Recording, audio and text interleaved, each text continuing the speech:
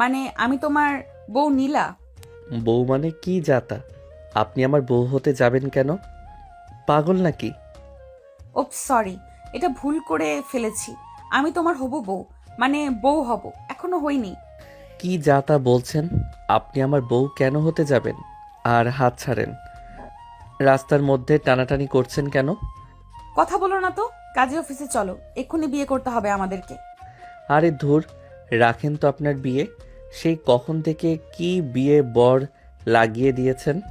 আরে আজব তো, তুমি নীল না বসুন্ধরা গ্রুপ অফ ইন্ডাস্ট্রির দারোয়ান না? কি যাতা বলেন? আমি আমি মানে? যা তা কই, ওই যে গায়ে তো দারোয়ানেরই পোশাক। ও হ্যাঁ হ্যাঁ, কিন্তু আপনি? আমি নীলা, চিনতে পেরেছো এবার? ও মাই গড, আপনি নীলা? মানে আপনি সেই রিক্সাওয়ালার মেয়ে? এভাবে বলছো কেন? রিক্সাওয়ালা বলে কি তারা মানুষ নয়? যাই হোক, এখন চলো দ্রুত বিয়ে করে নেই। দাঁড়ান দাঁড়ান, আমি একটু আমার বোনের সাথে কথা বলে নেই। নীলা চৌধুরী গ্রুপ অফ ইন্ডাস্ট্রির নিচে দাঁড়িয়েছিল, অপেক্ষা করছিল নীলের জন্য। আর নীল চৌধুরী হচ্ছে চৌধুরী গ্রুপ অফ ইন্ডাস্ট্রির বর্তমান মালিক। তার বাবা ছিল এই কোম্পানির মালিক। একটা অ্যাক্সিডেন্ট, বাবা মা মারা যায়। তারপর নীল আর তার বোনই আছে। এদিকে নীলার বাবা কোটিপতি না হলেও তার চাচা কোটিপতি। সে থাকে তার চাচার সাথে, কিন্তু সেও সেজে এসেছে রিক্সাওয়ালার মেয়ে হয়ে। নীলা জানে না নীলই এই কোম্পানির মালিক, আবার নীল জানে না নীলা কোটিপতি পরিবারের মেয়ে। এখন আসেন, তবে গল্পের নায়ক নায়িকার বিয়ের কথা আসলো কেন? হ্যাঁ হ্যাঁ, সেটাই তো টুইস্ট। আসলে নীলার চাচা আর নীলের বাবা বন্ধু, অনেক পুরনো বন্ধু। ছোট থেকে তাদের বিয়ে ঠিক করে রেখেছে, কিন্তু তারা দুজনেই জানে উল্টোটা। মানে নীল জানে তার বাবা একজন রিক্সাওয়ালার মেয়ের সাথে তার বিয়ে ঠিক করেছে, আর নীলা জানে তার বাবা একটা দারোয়ানের সাথে তার বিয়ে ঠিক করেছে। নীল রাজি ছিল না যদিও, তবুও তার মৃত বাবার হুকুম, শেষ ইচ্ছে আর তার বোনের ছোড়াছুড়িতে ও নীলাকে বিয়ে করতে রাজি হয়। নীলাও রাজি ছিল না, কিন্তু একটা শর্তে রাজি হয়। নীলার চাচা বলেছিল যদি নীলের মতো দারোয়ানকে নীলা বিয়ে করতে পারে, তবে নীলাকে তার চাচা তাদের কোম্পানি তালুকদার গ্রুপ অফ ইন্ডাস্ট্রিতে সুযোগ দেবে। মূলত নীলের বাবা আর নীলার চাচা চেয়েছিল তাদের দুজনের বিয়ে হোক, কিন্তু নীল রাজি ছিল না। আর নীল বিয়ে করতেই চাইতো না। আবার তারা দুজনে সঙ্গী হিসেবে কোটিপতি কাউকে বিয়ে করতে রাজি না। তাই দুজনকে এভাবেই তারা বিয়ে করতে বাধ্য করে। আবার নীলাকে ওর চাচা বলে দিয়েছে ওর আসল পরিচয় নীলের কাছে দেওয়া যাবে না। আর নীলকেও তার বাবা বলেছে ওর আসল পরিচয় ও নীলাকে দিতে পারবে না। তবেই বোঝা যাবে তারা সত্যিকার ভালোবাসতে পারবে কিনা একে অপরকে। তো যাই হোক, আজকে নীলার চাচা ওকে বাসা থেকে বের করে দিয়েছে। বলেছে নীলকে বিয়ে করে সংসার করতে পারলে তারপর তিনি তাকে বাসায় তুলবেন আর কোম্পানিতে সুযোগ দিবেন। নীলা তখন অনেক কষ্ট করে নীলের বোনের নাম্বার ম্যানেজ করে, আর নীলের বোন নীলকে এখানে পাঠায়। এদিকে নীলার কথা শুনে নীল আড়ালে গিয়ে কথা বলে। আপু, এই মেয়েটা তো একেবারে গেও, থ্রি পিস পরে, আর একদম সাধারণ চলাফেরা। ও আমাদের বাড়ির বউ হবে। অবশ্য আমি বড় লোক পছন্দ করি না, কিন্তু মেয়েটা যদি লোভী হয়। চেহারা কেমন ভাই? আর মন? আর ও লোভী কি করে বুঝলি? লোভী হলে কি তোর মতো দারোয়ানকে বিয়ে করতো? বলো। ও, তাও তো ঠিক। চেহারা দারুণ, আর মন এখনো পর্যন্ত তো ভালোই দেখছি, কিন্তু। তবে চুপ থাক, কোনো কিন্তু না। যাক, মেয়েটা যাতে না বুঝে তুই এই কোম্পানির মালিক, মেয়েটা জানে তুই দারোয়ান, সেটাই জানুক। তাহলে আমাদের বুঝতে সুবিধা হবে যে সত্যিকারের আমাদের ঘরের বউ হওয়ার যোগ্য নাকি। আমরা ধনী শুনে লোভে পড়ে বিয়ে করবে। ঠিক আছে আপু, আমি শুধু বাবার কথা রাখতেই ওই মেয়েটাকে বিয়ে করছি, কিন্তু। নীল ফোন রেখে দেয়। নীলা দাঁড়িয়ে অপেক্ষা করছিল। নীলকে আসতে দেখে বলল, কি হলো তোমার? চলো চলো। দাঁড়াও, তোমাকে একটা কথা জিজ্ঞেস করার আছে। হ্যাঁ বলো। বলছি, আমি তো একজন দারোয়ান, আমার সাথে বিয়ে করতে তোমার আপত্তি নেই? কেন আপত্তি কিসের থাকবে? দারোয়ান কি মানুষ নয়? তবে জানো, আমার আগের বয়ফ্রেন্ডটা কোটিপতি ছিল, কিন্তু তাতে কি, এক নম্বরের বদমাস, চরিত্রহীন ছিল। ওকে তো আমি একেবারে চিবিয়ে খেয়ে নিতাম। কথা হলো, ওকে যদি বিয়ে করতাম তবে তো টাকা দিয়ে সুখ দিত, কিন্তু মানুষের মনই তো আসল, তাই না? বাহ, তোমার বয়ফ্রেন্ডও ছিল, তাও কোটিপতি, তারপরও আমাকে বিয়ে করতে এসেছো? আরে মজা করছি, তোমাকে তো বেশ ভালোই বোকা বানানো যায়। চলো বিয়ে করতে যাই। নীলা হ্যাচকা টানে নীলকে একটা রিকশায় উঠিয়ে নিল। নীল এই প্রথম রিকশায় উঠল, তবে নীলা বেশ কয়েকবার উঠেছে, কারণ তার চাচার বাসায় আসার আগে সে একদম সাধারণ জীবনযাপনই করত। মানে গ্রামে থাকতো, তার বাবা ছোটবেলায় তাদের রেখে চলে গিয়েছিল। মানে ওর মাকে ধোকা দিয়ে চলে গিয়েছে অন্য কারো কাছে। তার মাই বড় করেছে আর চাচা খরচ দিত, কিন্তু কিছুদিন পর তার চাচা তার বাসায় তাকে আর তার মাকে নিয়ে আসে। নীলার বাবা তার মাকে বিয়ে করে ঠকিয়েছে, তাই সে জীবনে কাউকে ভালোবাসতে চায় না। তার চাচাও তাকে কোনোভাবে রাজি করাতে পারেনি, তাই বাধ্য হয়ে তাকে শর্ত দেয়, কারণ তিনি নীলাকে খুব ভালোবাসেন আর চান নীলা একটা সুন্দর জীবন কাটাক। কিন্তু নীলার তো বিয়ের নামে অ্যালার্জি, তাই বাধ্য হয়ে তিনি কঠিন রূপ ধারণ করেন। নীলাও মায়ের খরচ জোগাতে রাজি হয় বিয়ে করতে, তবে সেও চায় যে সেই দারোয়ান ছেলেটা ও রিক্সাওয়ালার মেয়ে সেটাই জানুক, কারণ নীলাও দেখতে চায় নীল এটা জেনে তাকে বিয়ে এবং ভালোবাসতে রাজি কিনা। যাই হোক, নীল রাজি দেখে নীলা একটু অবাক হয়, মনে মনে বলে, ব্যাপার কি, এই ছেলে তো দেখছি সব জেনেও বিয়ে করতে রাজি। নীল কখনো রিক্সায় ওঠেনি বলে ওর বসতে অসুবিধে হচ্ছিল। দুজনে রিক্সায় আর কথা বলে না, কাজী অফিসের সামনে থামে। তারপর কাজী অফিসে গিয়ে বসে। নীল চেয়ারে বসে, নীলা গিয়ে বলে, কাজী সাহেব, আমাদের বিয়ে পড়ান। কাজী সাহেব নিচু হয়ে ফাইলে কিছু লিখছিলেন। চোখ উঠিয়ে নীলকে দেখতেই বলে ওঠেন, আরে নীল চৌধুরী, আপনি আপনি এখানে আমার কাজে অফিসে? আমি তো পাগল হয়ে যাব। আমি কি দেখছি? নীলা অবাক হয়ে নীলের দিকে তাকায়। নীল জিভে কামড় দেয়, চোখ দিয়ে ইশারা করতে থাকে আর দ্রুত নীলার পিছনে গিয়ে হাত নেড়ে তাকে বোঝায় তার পরিচয় না দিতে। কিন্তু কাজী সাহেব কিছুই বুঝতে পারেন না। নীল চৌধুরী মানে? কিসের চৌধুরী? এই তোমার বংশ কি চৌধুরী বংশ? আর উনি তোমাকে চিনে কি করে? চিনি মানে ওনার 14 গোষ্ঠীকে চিনি। সবচেয়ে শহরের বড় ধনী চৌধুরী গ্রুপ অফ। দারোয়ান চৌধুরী গ্রুপ অফ ইন্ডাস্ট্রির দারোয়ান। হে হে হে। মানে দারোয়ান মানে? আপনি দেখছেন না আমার পরনে দারোয়ানের পোশাক? আমি দারোয়ান, দারোয়ান, বুঝছেন না? বুঝেন বুঝেন। কাজী সাহেব হা করে থাকে, এতক্ষণ খেয়াল করেনি নীলের পরনে দারোয়ানের পোশাক। এতক্ষণ পর দেখতে পেয়ে অবাক হয়ে যান। নীল দ্রুত হাত নেড়ে তাকে বোঝায়। কাজী সাহেব সব না বুঝলেও এটা বুঝতে পারেন নীল নীলাকে তার আসল পরিচয় দিতে না করছে। কাজী সাহেব এবার জিভে কামড় দেন। হ্যাঁ হ্যাঁ, দারোয়ান। কিন্তু উনি যে চৌধুরী বললেন। আরে চৌধুরীর দারোয়ান তো চৌধুরী হবে। এবার নীলা বেশ রেগে যায়। কাজী সাহেবের মাথায় একটা চাটি মারে। কাজী সাহেব আর নীল দুজনেই হাঁ হয়ে থাকে। এটা কি হলো? আপনি দারোয়ান বলে ওকে নিয়ে মজা করছেন, তাই না? দারোয়ান বলে কি মানুষ নয়? যাই হোক, নিন বিয়ে পড়ান। কার? কার আবার? এখানে আপনার সাথে কে আছে? আমার আর ওর। আর কার বিয়ে পড়াবেন? কাজী এবার চূড়ান্ত অবাক হয়, নীলাকে আগাগোড়া একবার দেখে নেয়। মানে কি? নীল চৌধুরীর সাথে আপনার মতো মেয়ের? মানে এটা কি করে সম্ভব? আপনি আবারও ইয়ার্কি করছেন? আপনার কাজ বিয়ে পড়ানো, পড়ান, নতুবা আমি কিন্তু আপনার নামে পুলিশ কমপ্লেন করব। নীল এগিয়ে আসে, কাজী সাহেবকে চোখ টিপ দিয়ে বলে, বিয়েটা পড়ান, হ্যাঁ, না হলে কিন্তু। কিন্তু আপনাদের সাক্ষী কই? সাক্ষী ছাড়া তো বিয়ে হবে না। এই রে, তাড়াহুড়োয় তো ভুলেই গেছি যে সাক্ষী লাগে। এবার কি হবে? এই যে নীল, তোমার কোনো বন্ধু নেই? দাও, কল দাও, আসতে বলো। আচ্ছা দাঁড়ান, আমি এখানে কয়েকজন আছে, ওরা সাক্ষী হবে, ওদের বলছি। কাজী সাহেব দুইটা ছেলেকে ডাকেন। ছেলেগুলো নীলকে দেখে কিছু বলতে গেলে কাজী সাহেব ইশারায় তাদেরকে চুপ করান। তারপর তাদের বিয়ের কাজ শুরু হয়। কবুল বলার মাধ্যমে বিয়ের কাজ শুরু হয়।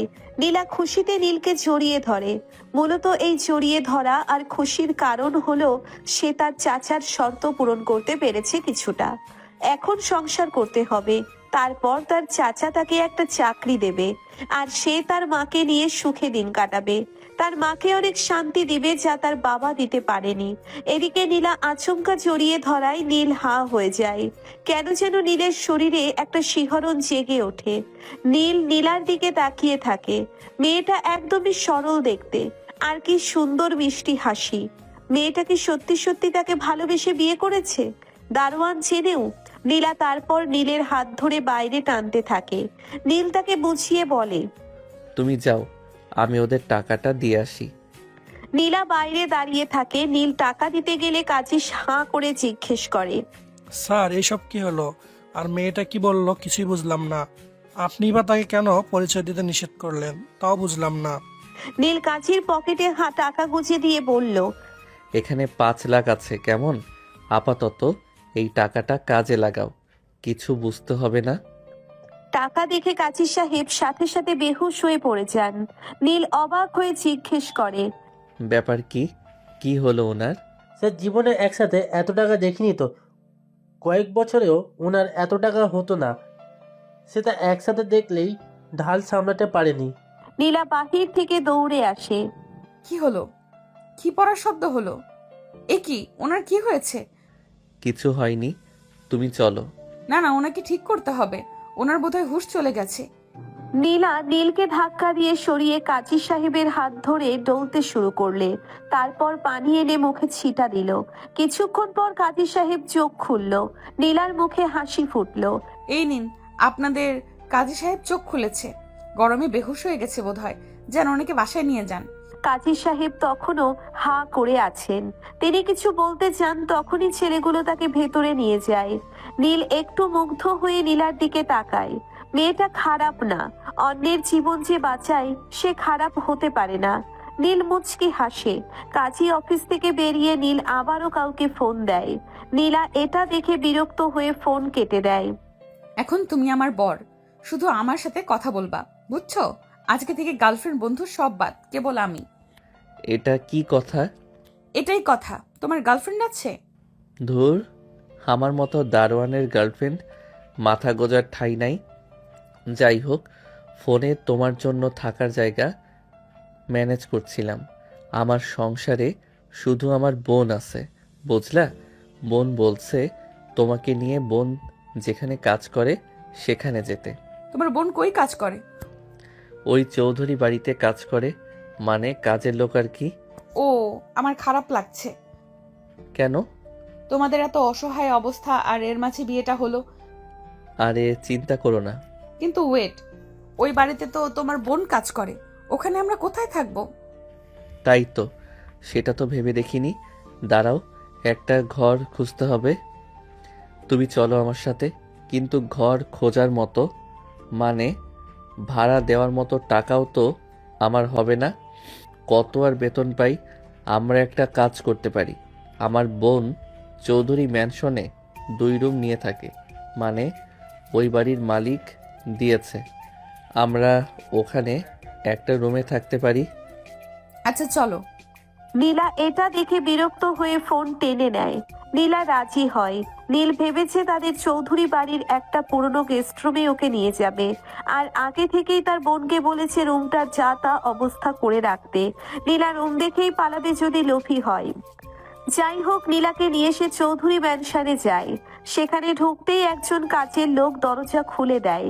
নীল নীলাকে নিয়ে সোজা স্টোর রুমের দিকে ঢোকে। নীলা অবাক হয়। এ কি, কারোর সাথে দেখা নাই, কথা নাই, সোজা রুমে ঢুকে পড়ছো যে?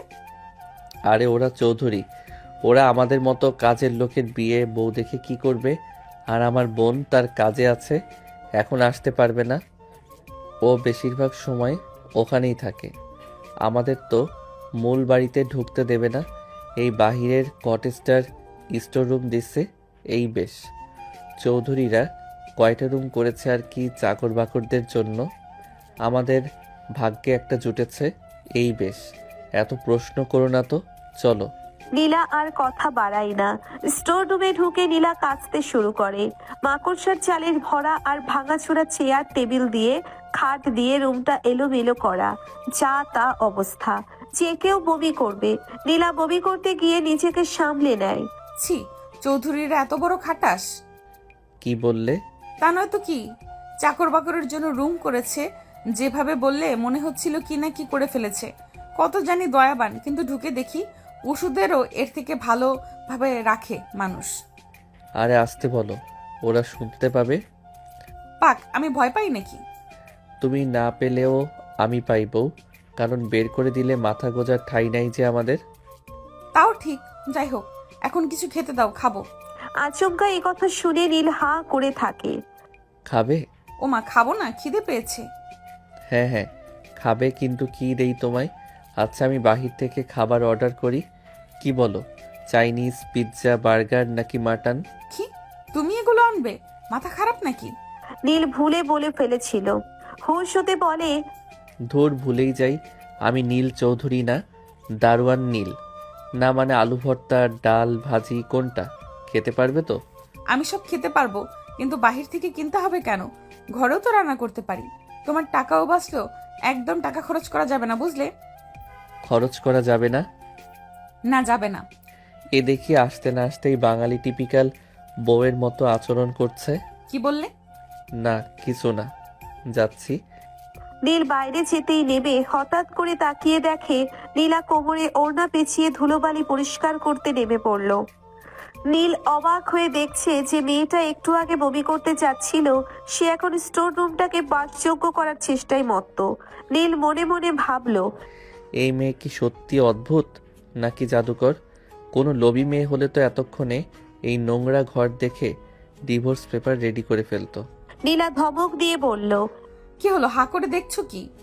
বালতিটা নিয়ে কলপাট থেকে জল নিয়ে আসো, ঘরটা অন্তত মোছা দরকার। আর শোনো, আজ রাতটা আমরা কষ্ট করে এখানে থাকবো, কাল থেকে আমি এই চৌধুরী ভিড়ার মালিকের সাথে কথা বলবো। মানুষকে এভাবে জানোয়ারের মতো ঘরে রাখা আমি একদম পছন্দ করি না।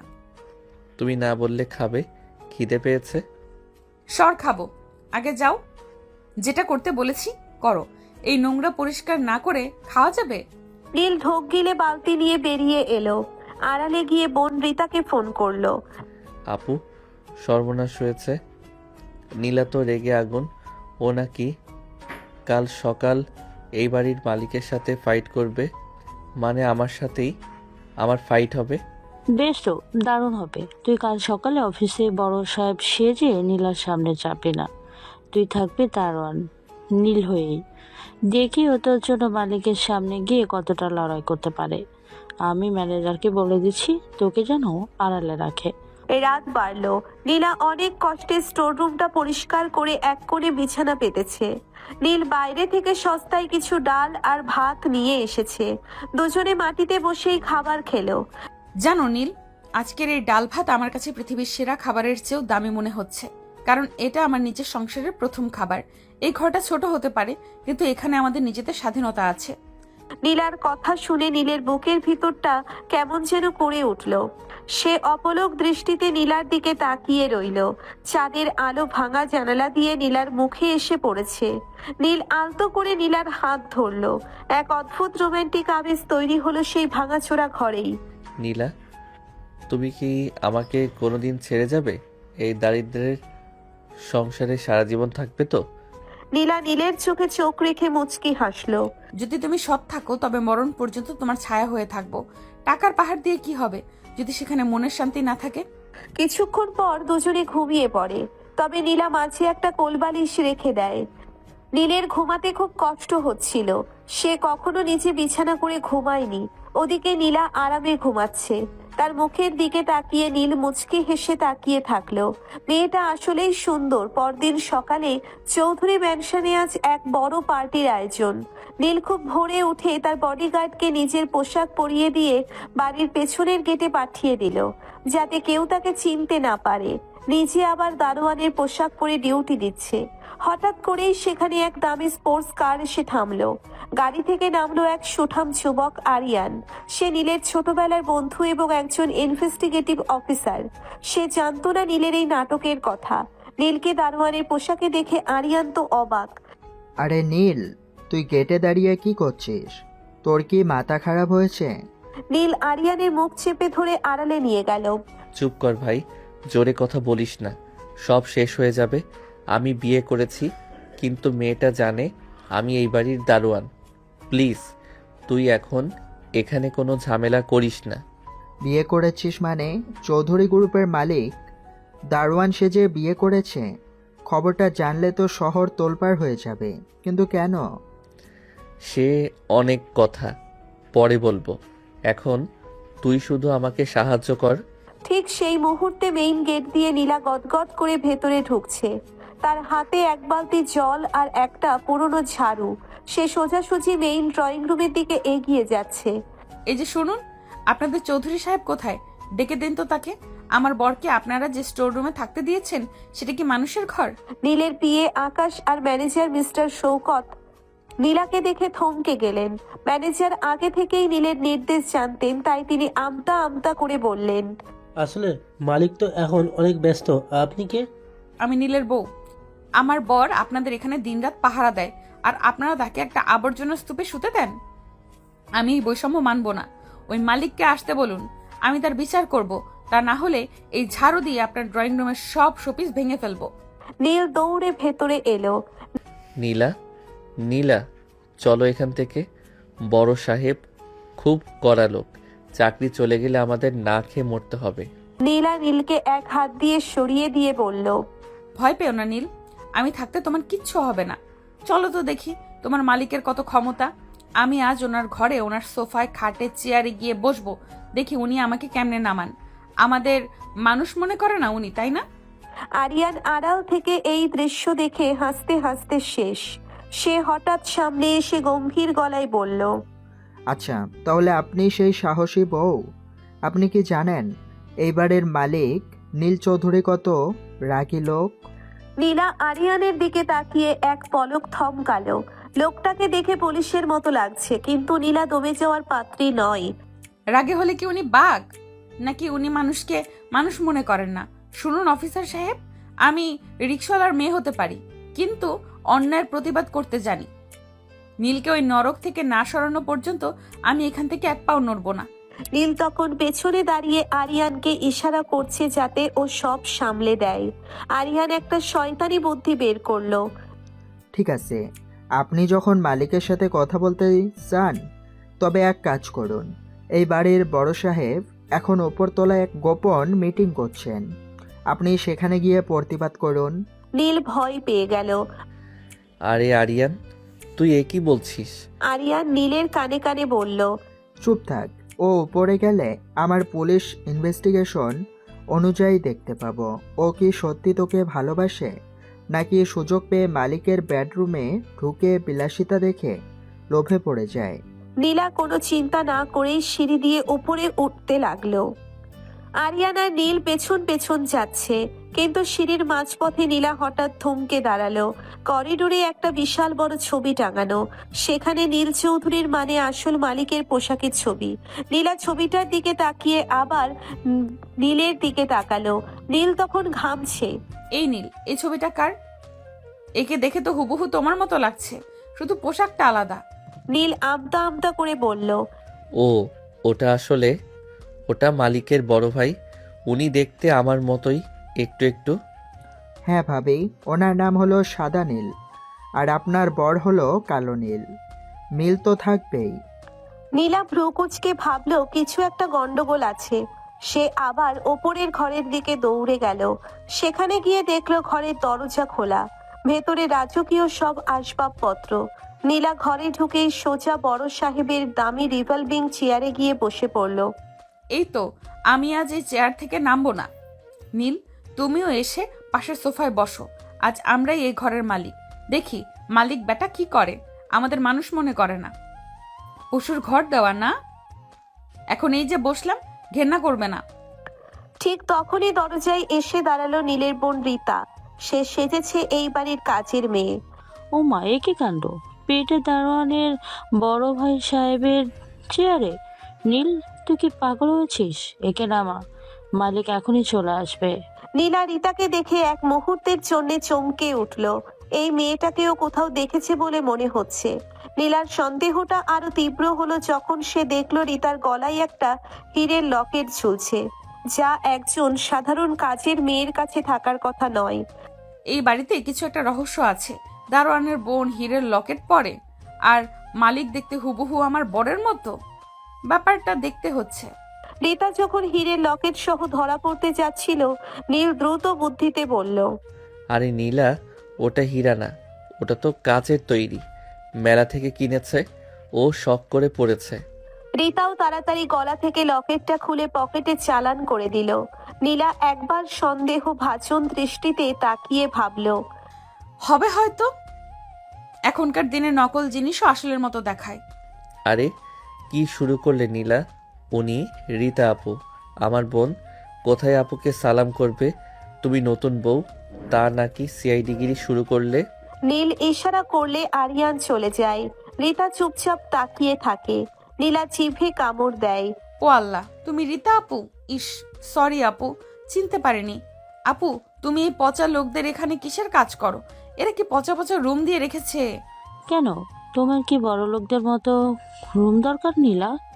থুর, আমি নিজেই তো গরিব, বড়লোক হয়ে কি করব? আমি বুঝিয়েছি রুমটা খুব নোংরা ছিল। নোংরা আমার পছন্দ না, নইলে মাটির ঘরেও আমার অসুবিধা নেই। আচ্ছা, আমি অবশ্য রুমটা পরিষ্কার করে ফেলেছি। চলো আপু, আজ তোমার সাথে অনেক গল্প করব। বিয়ের পর আমার জীবনে তুমি আর নীলই তো সব। নীলের কাছে সব শুনেছি। তোমাদের বাবা মা নেই, চিন্তা করো না। আমি এসেছি না, তোমাদের কোনো কষ্ট হতে দিব না। কদিন পর আমি জব নেব, আর তোমাদেরও অনেক ভালো রাখবো। এই পচা লোকদের এখানে কাজ করতে হবে না, বুঝলে? একদমই কথাগুলো বলেই নীলা হাঁপাতে শুরু করলো। রিতা পানি এগিয়ে দিল। নীলা অবাক হয়ে তাকালো। পাশে নীলের মাথায় হাত। এসে কাকে বিয়ে করেছে? এ তো টেপ রেকর্ডার, শুরু হলে বন্ধ হবারই নাম নেই। কি আপু? পানি? পানি? হ্যাঁ, তুমি হাঁপিয়ে গিয়েছো না, এত কথা বলছো। ওহো, আচ্ছা তাই। আমি আরো অনেক কথা বলতে পারি আপু, এ তো কিছুই না, শুনবে? না না, শুনতে হবে না আপু, এখন চলো ঘরে চলো।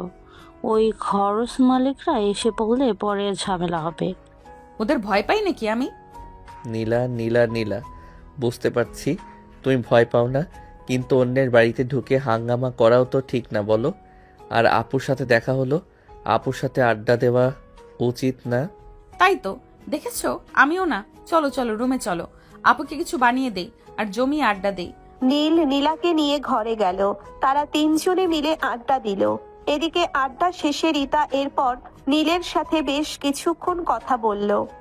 নীল বুঝতে পারল চৌধুরী ভিলার ওই আলিশান পরিবেশে বেশি দিন থাকলে নীলা নির্ঘাত তার আসল পরিচয় ধরে ফেলবে। বিশেষ করে আরিয়ান আর রিতা যেভাবে তালগোল পাকাচ্ছে, তাতে বিপদ আসন্ন।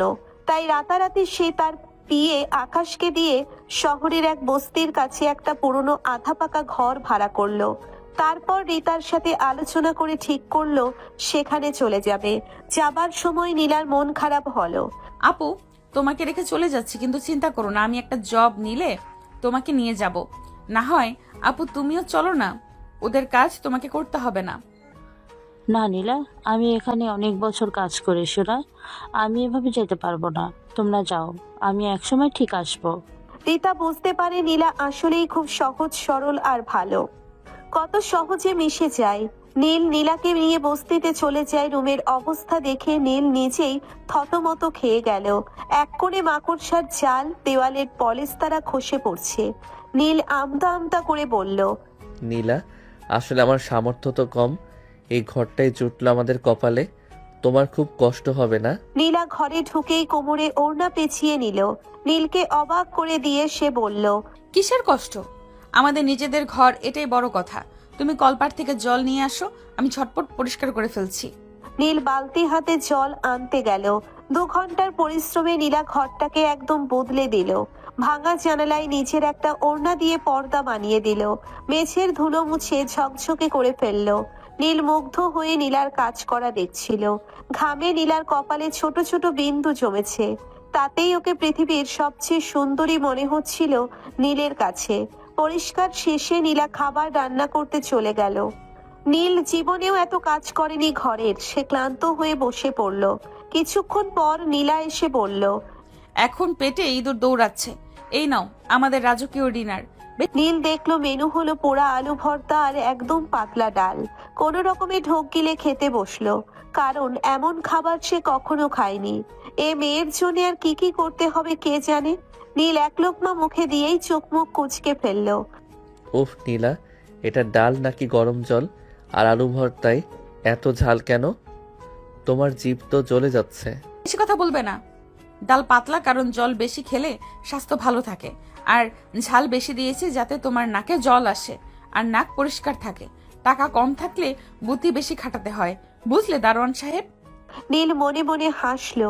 মেয়েটা পাগল আছে, কি সব চিন্তা! ভালোই সঞ্চয়ী সে। এতটাই যে ছাল বেশি দিয়ে নাক পরিষ্কার রাখবে, কি অদ্ভুত চিন্তা ভাবনা। ওর ইচ্ছে করছিল তখনই নীলাকে বলে দেয় যে সে আসলে নীল চৌধুরী, কিন্তু নীলার এই সংগ্রামী রূপ দেখার মজাই আলাদা। খাওয়ার পর্ব শেষ ওদের, এবার শুতে যাবে। শোয়ার সময় নীলা বড় একটা কোলবালিশ বিছানার ঠিক মাঝখানে রাখলো। নীল এক কোণে লাজুক ভঙ্গিতে দাঁড়িয়ে আছে। এই যে মিস্টার নীল, এখানে এসে শুয়ে পড়ো। না মানে আমি কি ওই ফ্লোরে শোবো? মানে তুমি তো আবার রাগ করো কি না? আরে ভীত পুরুষ, আমি কি বাঘ নাকি যে তোমাকে চিবিয়ে খাবো? তুমি আমার স্বামী, কিন্তু সাবধান, এই বালিশ হলো বর্ডার লাইন। যদি এই লাইন পার হয়েছো তবে কাল সকালে এই ঝাড়ু দিয়ে পিটিয়ে তোমার পিঠের ছাল তুলে দিব। আমি দেখতে চাই আমার বরটা কতটা ধৈর্যশীল। ভালোবাসা আগে মনে হোক, তারপর শরীরে, বুঝেছো? নীল কাপা কাপা পায়ে শুয়ে পড়ল। নীলা একদম আয়েশ করে বালিশের ওপাশে ঘুমিয়ে পড়ল। মাঝরাতে নীলের ঘুম ভেঙে গেল। সে দেখলো নীলা ঘুমের ঘোরে বালিশটা একদম জড়িয়ে ধরে তার দিকে মুখ করে শুয়ে আছে। চাঁদের আলোয় ওর নিষ্পাপ মুখটা দেখে নীল আর নিজেকে ধরে রাখতে পারল না। সে আলতো করে নীলার কপালে একটা চুমু খেয়ে ফিসফিস করে বলল, তুমি রিক্সাওয়ালার মেয়ে হওয়ার রাজকন্যা। আমি সত্যি তোমার প্রেমে পড়ে যাচ্ছি নীলা। পরক্ষণেই নীলা ঘুমের ঘোরেই বলে উঠল। মালিকের বিড়ালকে ঝাড়ু দিয়ে পিটাবো। নীল ভয়ে ধরপড় করে দূরে সরে গেল। মেয়েটা কি ঘুমের মধ্যেও মারপিটের স্বপ্ন দেখে? রাত কেটে গেল। পরদিন নীলা সকালে উঠে নীলকে বলল, ঘরে একটা দানাও চাল নেই, চলো বাজারে যাই, তবে ভালো দোকানে যাব, পচা চাল খাওয়া যাবে না। নীল ওকে নিয়ে গেল শহরের সবচেয়ে বড় সুপার শপ লাক্সারি স্টোরে। নীলা স্টোরের ভেতর ঢুকে তো আকাশ থেকে পড়ল। এক ঝোড়া মোচার দামও তার 3 দিনের ভাড়ার সমান। নীল চলো পালাই, এখানে 1 কেজি লবণের দামে তো একটা জ্যান্ত খাসি পাওয়ার কথা। এরা তো প্রকাশ্যে দেবালোকে ডাকাতি করছে। ঠিক তখন এক সেলসম্যান তাদের সাধারণ পোশাক দেখে তাচ্ছিল্য করে বলল, এই যে ভাই, এখানে বস্তির লোক ঢোকার নিষেধ। বাইরে গিয়ে ফুটপাতে কেনাকাটা করুন। এখানে একটা সাবানের যা দাম তাতে আপনাদের 1 মাসের বেতন চলে যাবে। নীলার আত্মসম্মানে লাগলো। সে চেঁচিয়ে বলল, আমরা কিনবো কি না সেটা আমাদের ব্যাপার, আপনি অপমান করার কে? সেলসম্যান নীলাকেও ধাক্কা দিতে গেল। নীলা আর স্থির থাকতে পারল না। সে চোখের ইশারায় একটু দূরে দাঁড়িয়ে থাকা স্টোর ম্যানেজারকে ডাকলো।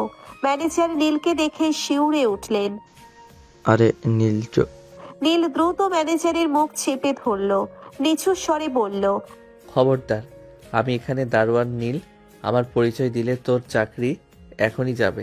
ম্যানেজার আমতা আমতা করে বললেন। জি মানে নীল ভাই, আপনি এখানে? ম্যানেজার এবার ঘুরে সেলসম্যানকে এক কষিয়ে চড় দিলেন।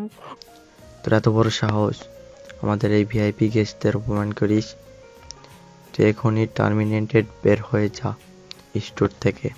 নীলা হাঁ করে দেখছিল। এ কি ম্যানেজার সাহেব, আপনি একে মারলেন কেন?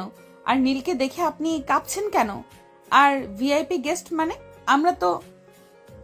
ম্যাম আসলে উনি আমাদের স্টোরের লাকি কাস্টমার।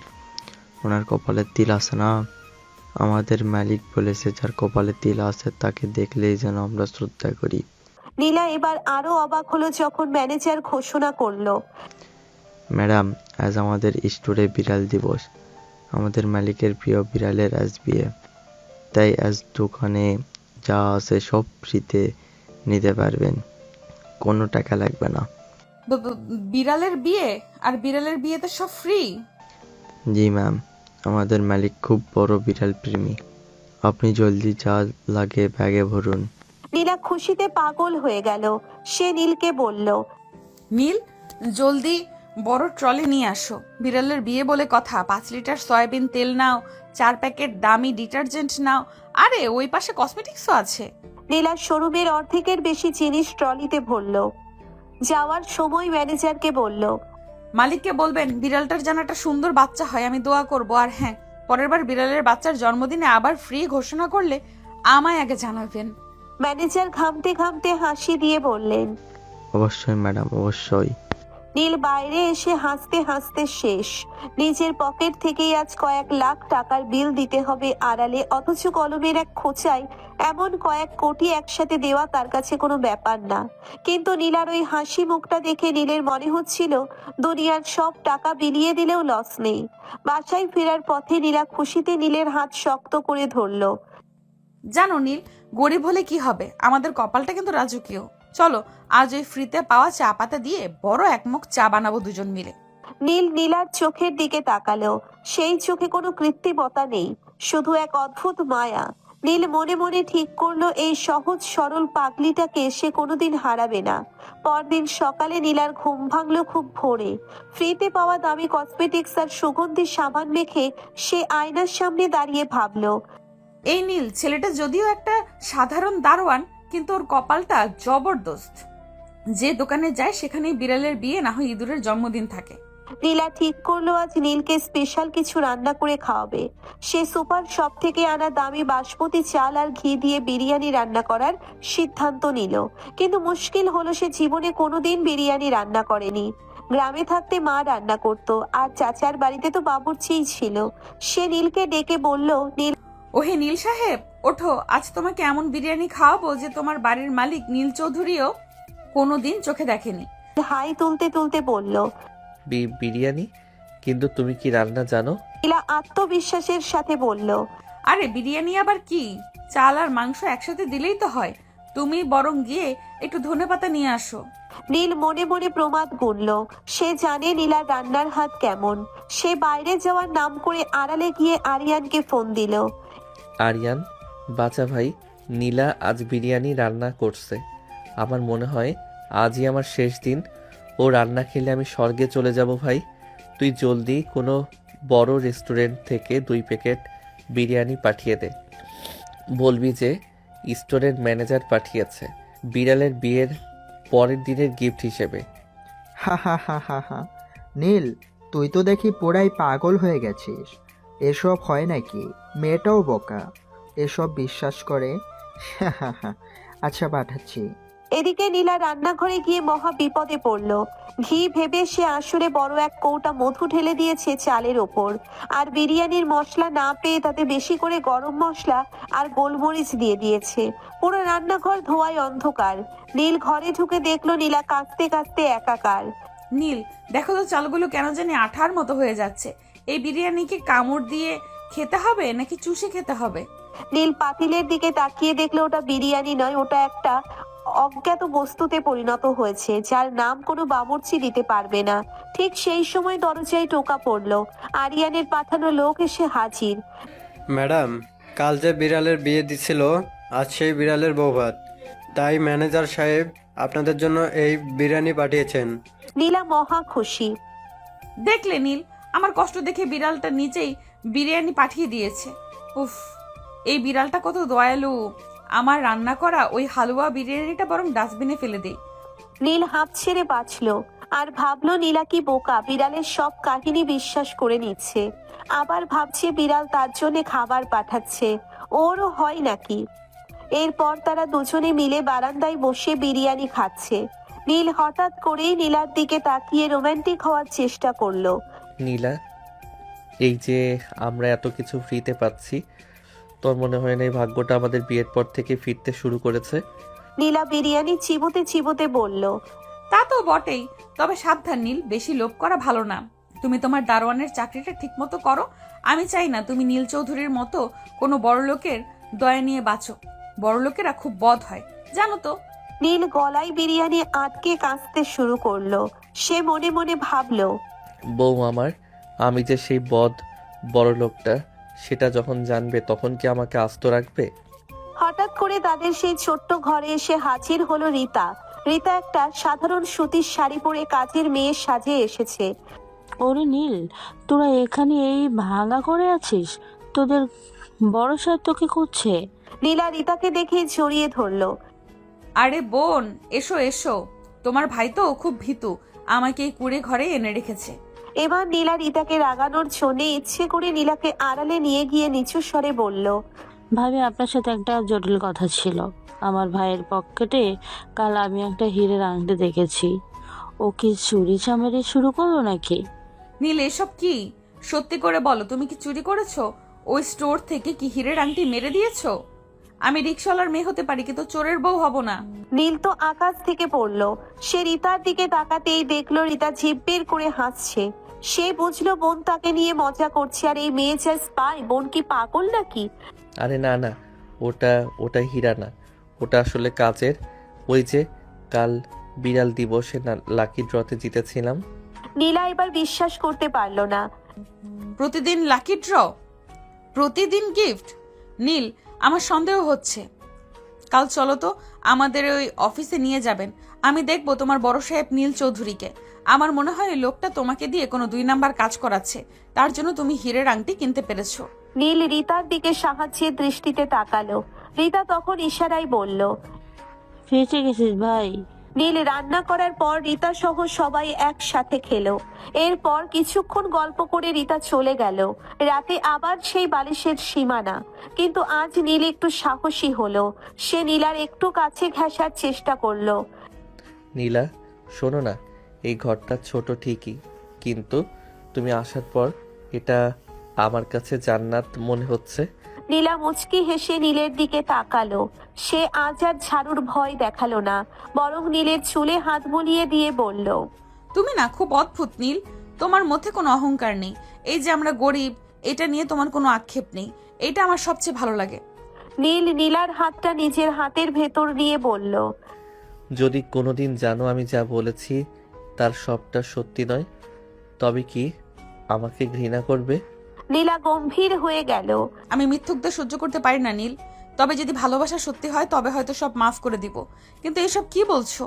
আর আমার সব কেমন স্বপ্নের মতো লাগছে। মনে হচ্ছে 2 দিনে যেন আমরা কত চেনা হয়ে গেছি একে অপরের। যাই হোক, এখন ঘুমাও। কাল সকালে কিন্তু নীল চৌধুরীর অফিসে হানা দেবো আমি। নীল ভয়ে কাঁপতে কাঁপতে ঘুমিয়ে পড়ল। সে স্বপ্নে দেখলো নীলা তাকে ঝাড়ু দিয়ে তাড়া করছে আর বলছে। তুই আমাকে বিড়ালের বিয়ের গপ্প শুনিয়েছিস, মিথ্যা বলেছিস। আজ তোকে ঝাড়ু দিয়ে চ্যাপ্টা বানাবো। পরদিন সকালবেলা নীলা জেদ ধরলো সে আজ নীল চৌধুরীর অফিসে গিয়ে নীল চৌধুরীর সাথে দেখা করবেই। নীল উপায় না দেখে নীল চৌধুরী সেজে অফিসে গেল না, বরং দারোয়ানের পোশাক পরেই অফিসের গেটে দাঁড়ালো। আরিয়ানকে বলল বড় সাহেবের চেয়ারে বসতে। নীলা অফিসে ঢুকেই সোজা বড় সাহেবের রুমে যেতে চাইলো। গার্ডরা আটকাতে চাইলে সে ঘর থেকে সাথে করে একটা ঝাড়ু এনেছে। সেটা উঁচিয়ে বলল, খবরদার, আমি নীল চৌধুরীর দারোয়ানের বউ। নীল চৌধুরীকে ডাকুন। এরপর নীলা নিজেই রুমে ঢুকে গেল। রুমে ঢুকেই দেখলো আরিয়ান দামি স্যুট পরে মালিকের চেয়ারে বসে পা নাচিয়ে আপেল খাচ্ছে। আরে, আপনি সেই বদমাশ লোকটা না? আপনি নীল চৌধুরী? কিন্তু তা কি করে হয়? আপনি না দেখতে আমার বরের মতো ছিলেন। তবে আরে তুমি আমাদের দারোয়ানের বউ নীলা না? যাই হোক, ওইটা আরও আগে দেখতে অমন ছিলাম, পরে প্লাস্টিক সার্জারি করে এই চেহারা করেছি। কেন এত গোয়েন্দাগিরি কেন চালাচ্ছ? তাহলে সেদিন কেন বললেন না আপনি মালিক? আর চেহারা এক, আবার সার্জারি, তবে ঘরে আগের ছবি কেন টাঙিয়ে রেখেছেন? আপনি বলছেনটা কি? কিছুই বুঝতেছি না। যা সত্যি তাই বলেছি, কিন্তু তোমার এখানে কাজ কি? কি চাই? এনিওয়েজ, প্লাস্টিক সার্জারি করাইছেন না পলিথিন মারছেন? আগে ব্যাং ছিলেন না বানর, তা দেখার দরকার আমার নেই। এই যে মিস্টার নীল চৌধুরী, আমার বরের দিকে এত কুনজর কেন আপনার? প্রতিদিন ওকে কেন এত গিফট দিচ্ছেন? আপনি কি আমার বরকে দিয়ে কোনো স্মাগলিং করেন? নীলার কথা শুনে আরিয়ান কোনো মতে হাসি চেপে গম্ভীর হয়ে বলল। আরে না ম্যাডাম, আপনার বর তো আমার খুব প্রিয়। ও ছাড়া এই অফিস চলে না। তা তো চলবেই না। আপনি তো আরাম করে চেয়ারে বসে আপেল খাচ্ছেন, আর আমার বর রোদে দাঁড়িয়ে গেট পাহারা দিচ্ছে। এই নিন, এই ঝাড়ুটা ধরুন। আজ থেকে আপনি গেটে দাঁড়াবেন আর নীল এই চেয়ারে বসবে। নীল দরজার আড়ালে দাঁড়িয়ে নিজের কপালে থাপ্পড় মারল। নীল চৌধুরী হওয়ার বদলে এখন তাকে আরিয়ানের ঝাড়ুদার হওয়ার প্রস্তাব শুনতে হচ্ছে। নীলার এই পাগলামি দেখে অফিসের সবাই হাসছে, কিন্তু নীল দেখলো নীলা তাকে কতটা আগলে রাখার চেষ্টা করছে। এই সাধারণ মেয়েটার ভেতরে যে অসাধারণ ভালোবাসা লুকিয়ে আছে তা দেখে নীল মনে মনে ঠিক করলো সে শীঘ্রই সব সত্যি বলে দেবে। কিন্তু তার আগে নীলার এই দাদাগিরিটা আরো কিছুদিন উপভোগ করতে চায়। হা হা হা হা। যান যান, আপনার স্বামীকে বেশি কষ্ট দিব না, যান। হা হা হা। নীল দৌড়ে গিয়ে নীলাকে টেনে আনলো। তারপর গাড়িতে বসালো। অফিস থেকে ফেরার পথে নীলা গাল ফুলিয়ে বসে রইল। নীল আর চোখে নীলার দিকে তাকাচ্ছে। কি হলো বউ, ওভাবে রাগী পেঁচার মতো বসে আছো কেন? বেশি কথা বলবে না নীল। ওই নীল চৌধুরী লোকটা সুবিধার না। মানুষ তো ভালো হয় কি করে? নিশ্চয়ই ওর কোনো খারাপ মতলব আছে। কেমন কেমন যেন সন্দেহ হয়। ওর চোখ দুটো এমন চোরের মতো। নীল মনে মনে বলল, বউ আমার, তুমি যাকে আসল মালিক ভাবছো সে আসলে পুলিশ, আর যাকে দারোয়ান ভাবছো সেই আসল মালিক। বাসায় ফিরতেই দেখা গেল আর এক বিপদ। তাদের ঘরের সামনে একটা বিশাল বড় প্যাকেট রাখা। প্যাকেট খুলতেই নীলা তো অবাক। ভেতরে একটা দামি মাইক্রোওয়েভ ওভেন আর সাথে একটা চিরকুট। তাতে লেখা, কাল আমাদের মালিকের বিড়ালের বিয়েতে আপনারা আসতে পারেননি বলে বিড়ালটা খুব মন খারাপ করেছে, তাই এই ওভেনটা উপহার পাঠালো। এতে বিড়ালের বিয়ে। নীলা চোখ কপালে তুলে বলল, নীল, এই বিড়ালটার কি মাথা খারাপ? বিড়ালের আবার বিয়ে থাকে, আর সে ওভেন পাঠিয়েছে কেন? বিড়াল কি এখন ইঁদুর গ্রিল করে খাবে? আরে না না, আসলে বিড়ালটা খুব আধুনিক তো, হয়তো চাই আমরা গরম খাবার খাই। তুমি বরং এটা রাখো। ধুর, এইটা কি রূপকথা পাইছো নাকি আমাকে বলদ পাইছো? কোনটা? হ্যাঁ, নীলা সন্দেহের চোখে তাকিয়ে রইল।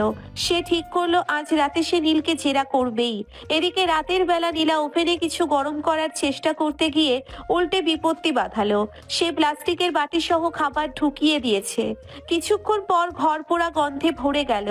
নীল দৌড়ে এসে ওভেন বন্ধ করলো। নীলা, তুমি তো ঘরটাই পুড়িয়ে দিতে। আমি কি করব? ওই বিড়ালটা কি আমাকে শিখিয়ে দিয়েছে এটা কিভাবে চালায়? সব দোষ ওই বিড়ালের।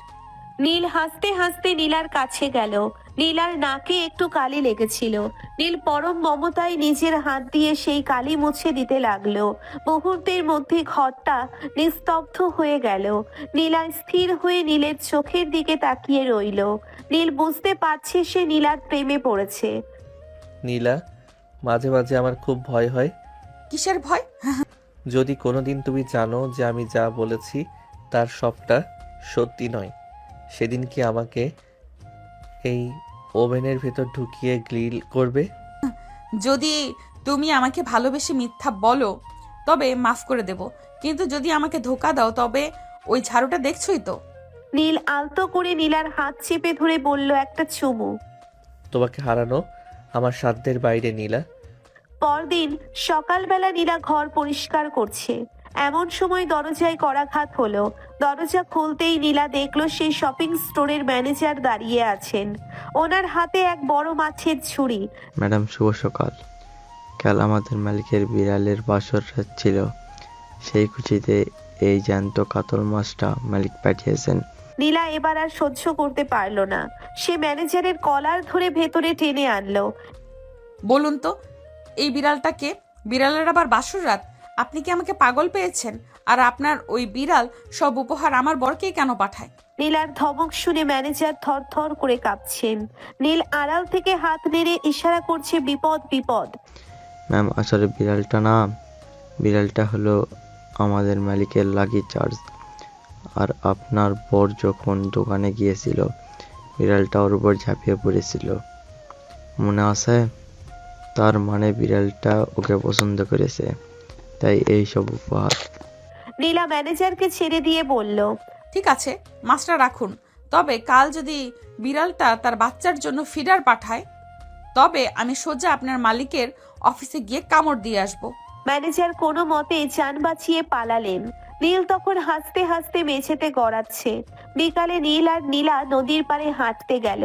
নীল আজ খুব দামি একটা পারফিউম মেখেছে।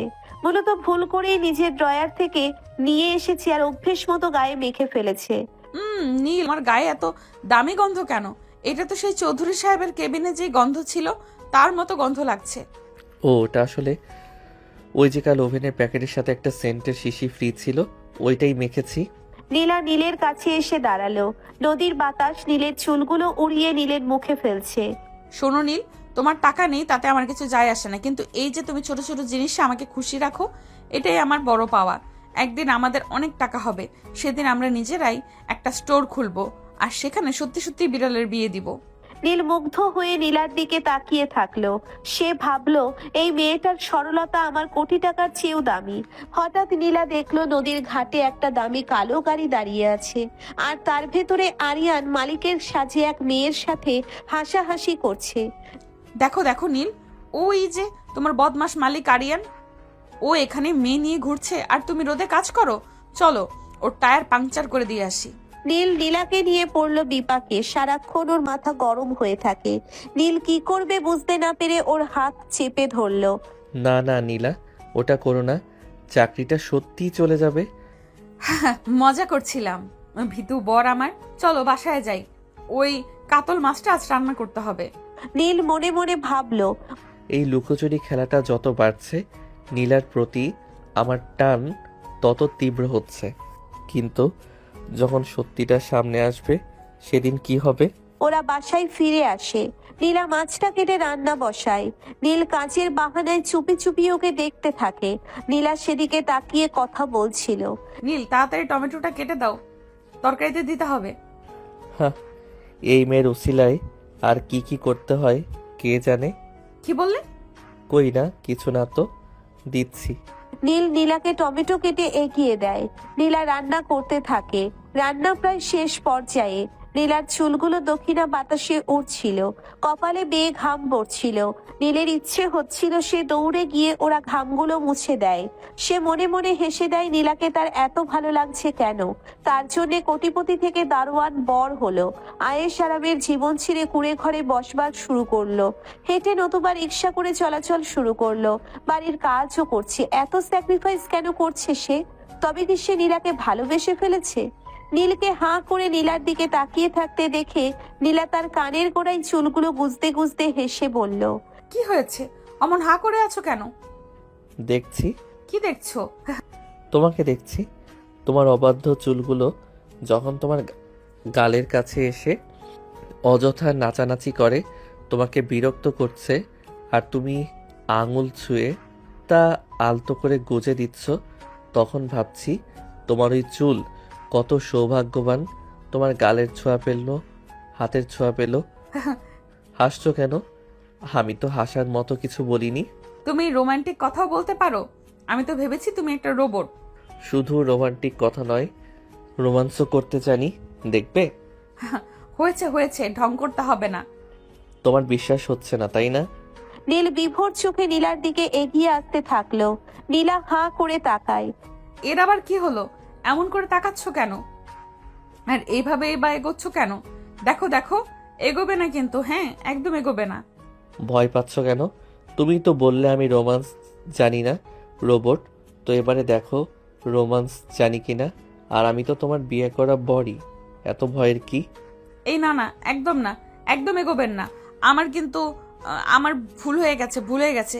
এখনো তো কিছু করিনি, তার আগেই পোলটি নিয়ে নিলে। নীল আস্তে আস্তে নীলার কাছে চলে এলো। তারপর আচমকা নীলার কোমরে টান মেরে তাকে শক্ত করে নিজের সাথে মিশিয়ে নিল। নীলার সারা শরীর বেয়ে একটা শিরশির অনুভূতি বয়ে গেল। শরীরটা হঠাৎ কেমন জ্বর জ্বর লাগতে শুরু করলো। এমন অনুভূতি আগে কখনো হয়নি। সে চোখ বন্ধ করে নিল। নীল একদম কানের কাছে গিয়ে আলতো করে একটা কামড় দেয়। নীলা শক্ত করে নীলকে জড়িয়ে ধরে, ঘন ঘন নিঃশ্বাস নিতে থাকে। তারপর নিজেও নীলের ঠোঁটে চুমু দিতে চায়। তখনই নীল পেছনে সরে গিয়ে হাসতে থাকে। এটা কি হলো? তুমি না বললে রোমান্টিক না, এবার দেখলে তো, ছুতে না ছুতেই তুমি পড়তে শুরু করেছো। নীলা লজ্জা পেয়ে গেল। সত্যি নীলের ছোঁয়ায় সে নিজেও খেই হারিয়ে ফেলেছিল, কিন্তু স্বীকার না করে বলল, মোটেও না। কই, আমি তো কিছু করিনি, তুমিই তো সব করলে। হ্যাঁ দেখেছি আমি, লোকালেও কোনো লাভ নেই। এই খুন্তি দেখেছো? পিটিয়ে একদম সোজা করে দেবো। পরদিন সকালে নীল ডিউটিতে বের হওয়ার পর নীলা চুপি চুপি তার চাচার আলিশান প্রাসাদে গিয়ে হাজির হলো। নীলা ভেতরে ঢুকতেই তার চাচা মিস্টার তালুকদার বড় এক মগ কফি হাতে হাসি মুখে এগিয়ে এলেন। কি রে মা, খবর কি? কেমন চলছে তোর সেই দারোয়ানের সংসার? চাচা, আপনার কথা মতো আমি সেই দারোয়ান ছেলে নীলকেই বিয়ে করেছি। এখন তো আপনার খুশি হওয়ার কথা। আপনি বলেছিলেন ওকে বিয়ে করলে আপনি আমাকে আপনার কোম্পানি তালুকদার গ্রুপ অফ ইন্ডাস্ট্রিজের বড় কোনো সুযোগ দিবেন। এখন দিন, আমি চাই আমার বড় একদিন মাথা উঁচু করে দাঁড়াক। আরে পাগলি মেয়ে, এখন এত তাড়াহুড়া কিসের? তোরা আগে সংসারটা ভালো করে গুছিয়ে নে, একে অপরকে ঠিকমতো বোঝ। আমি আমার কথা রাখবো।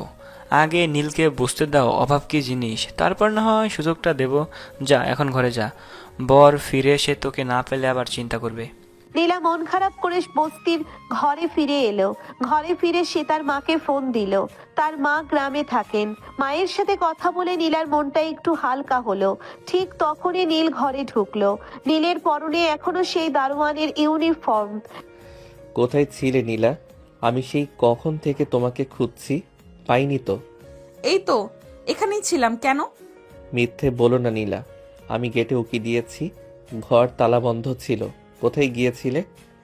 উফ, এত জেরা করছো কেন? ওই যে আমার এক পুরনো বান্ধবীর সাথে দেখা করতে গিয়েছিলাম, ওর সাথে গল্প করতে করতে সময় চলে গেছে। নীল এক দৃষ্টিতে নীলার দিকে তাকিয়ে রইল। তার মনে একটা সন্দেহ দানা বাঁধছে। নীলা বান্ধবীর কথা বললেও তার সাজগোজে বা আচরণে তেমনটা মনে হচ্ছে না। নীল একটু গম্ভীর হয়ে বলল, আচ্ছা নীলা, তোমার কথা বাদ দাও। তোমার মাকে তোমার কাছে আনো না কেন?